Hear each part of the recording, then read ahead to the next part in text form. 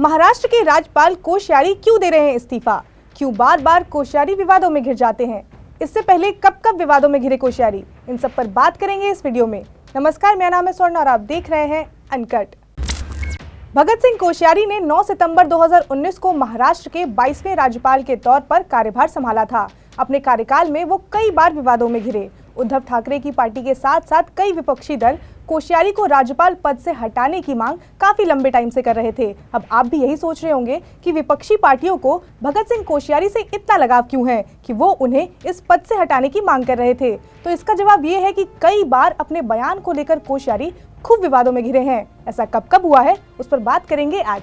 तो भगत सिंह कोश्यारी ने महाराष्ट्र विधानसभा चुनाव के बाद 23 नवंबर 2019 को देवेंद्र फडणवीस और अजित पवार को मुख्यमंत्री और उप मुख्यमंत्री के रूप में शपथ दिलाई थी। हालांकि 3 दिन बाद फडणवीस ने अजित पवार को अपनी सरकार से बाहर निकालने के बाद फ्लोर टेस्ट से पहले ही मुख्यमंत्री पद से इस्तीफा दे दिया था। लेकिन इस बार कोश्यारी पर बीजेपी का पक्ष लेने का आरोप लगा था। तो महाराष्ट्र की राजनीति में पिछले कुछ सालों से कई उठापटक हुए हैं, लेकिन इन सबके बीच महाराष्ट्र के राज्यपाल कई बार विवादों में आए।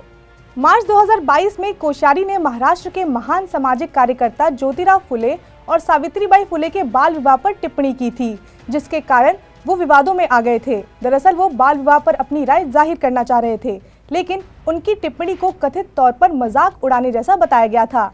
इंडियन एक्सप्रेस की माने तो उन्होंने कहा था कि सावित्रीबाई की शादी 10 साल की उम्र में हुई थी और उनके पति उस टाइम पर 13 साल के थे। अब इसके बारे में सोचो कि शादी करने के बाद लड़की और लड़का क्या सोच रहे होंगे। तो अपने इस बयान के बाद कोश्यारी काफी विवादों में घिरे थे। उसके बाद कोश्यारी ने जुलाई 2022 में कहा था कि अगर गुजरातियों और राजस्थानियों को महाराष्ट्र से, खास तौर से मुंबई और ठाणे से हटा दिया जाए तो महाराष्ट्र के पास पैसा ही नहीं होगा और मुंबई वित्तीय राजधानी नहीं होगी। हालांकि उन्होंने कहा था कि उनके बयान को गलत समझा गया है।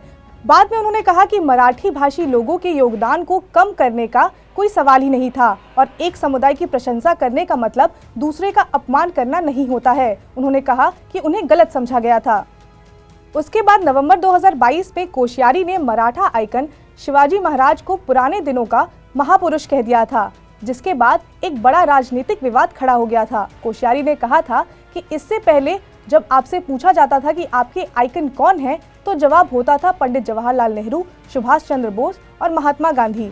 महाराष्ट्र में बहुत सारे आइकन हैं, आपको कहीं और देखने की जरूरत ही नहीं है। यहाँ छत्रपति शिवाजी महाराज पुराने समय के आइकन हैं, तो इन दिनों के आइकन अंबेडकर और नितिन गडकरी हैं। बस इस बयान के बाद ही कोश्यारी विवादों में घिर गए थे।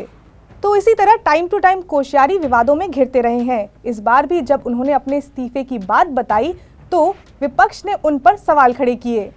तो आई होप आपको ये वीडियो पसंद आई हो और इस तरह के और कंटेंट को देखने के लिए सब्सक्राइब करें अनकट को।